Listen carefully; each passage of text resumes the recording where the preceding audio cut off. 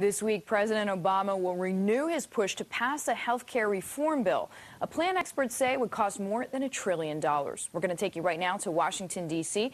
Bloomberg White House reporter Hans Nichols is standing by. So, Hans, what's on the president's agenda?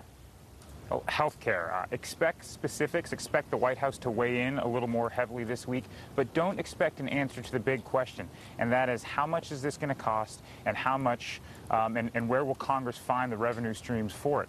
Now, the Senate Republicans are pushing back on the White House. They're working on a letter saying no to a public plan by the White House. But the White House is out there getting out in front. They took to the airwaves this weekend trying to increase pressure on Congress to pass a plan. On Face the Nation, here's what David Axelrod had to say. Let's take a listen.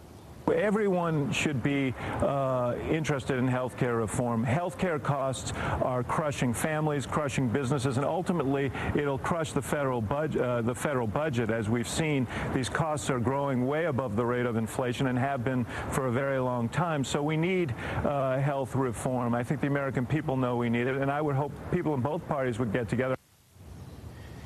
Axelrod comments there, they were an echo of what the president said earlier in his radio address on Saturday when he was still in Europe, putting pressure on Congress to go ahead and pass a health care bill, saying that costs will skyrocket even more if Congress doesn't act. Now, Senate Republicans didn't much like that.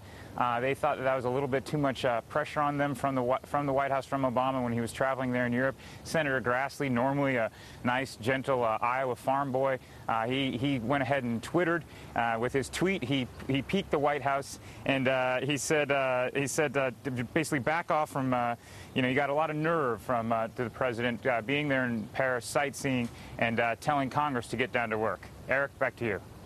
Thank you very much. That is Hans Nichols down there at the White House.